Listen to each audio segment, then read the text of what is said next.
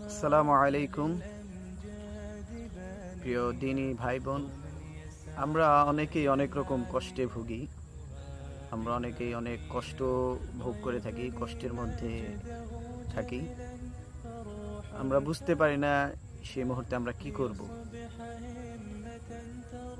এমন কষ্টে ভুগিতে থাকি যে আমরা সহ্য করতে পারি না। এর জন্য আজকে আমরা একটা ইসলামিক সমাধান, আমরা একটা দোয়া শিখব, যেটার মাধ্যমে আল্লাহ তাআলা বান্দার কষ্টকে দূর করে দেন। বিশ্বনবী মুহাম্মদ সাল্লাল্লাহু আলাইহি সাল্লামের দেয়া আমরা থিওরি অনুযায়ী আমাদের কষ্টকে দূর করব। বিশ্বনবী মুহাম্মদ সাল্লাল্লাহু আলাইহি সাল্লাম আমাদের একটি দোয়া শিখিয়েছেন, যে দোয়াটা পাঠ করলে আমাদের থেকে কষ্ট দূর হয়। সেই দোয়াটি হলো লা হাওলা ওয়ালা কুওয়াতা ইল্লা বিল্লাহি ওয়ালা মানজাআ মিনাল্লাহি ইল্লা ইলাইহি।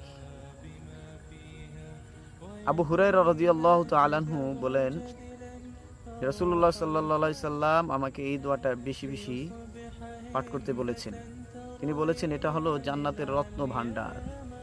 এবং প্রসিদ্ধ তাবিঈ হযরত মাকহুল রাহমাতুল্লাহ আলাইহি বলেন, যে ব্যক্তি এই দোয়া পাঠ করবে তার থেকে 70 প্রকারের কষ্ট আল্লাহ তাআলা দূর করে দিবেন। তার সর্বনিম্ন কষ্টটা হলো তার জীবনের দারিদ্রতাকে আল্লাহ তাআলা দূর করে দিবেন। এজন্য আমরা এই দোয়াটা পড়তে পারি। আমি আবারও বলছি, লা হাওলা ওয়ালা কুওয়াতা ইল্লা বিল্লাহি ওয়ালা মানজাআ মিনাল্লাহি ইল্লা ইলাইহি। এই দোয়াটা আমরা বেশি বেশি পাঠ করব। আমরা অপরকে শিখিয়ে দেব, ফজিলত সহ শিখিয়ে দেব। আমরা হাদিসটা অপরের কাছে বেশি বেশি শেয়ার করব।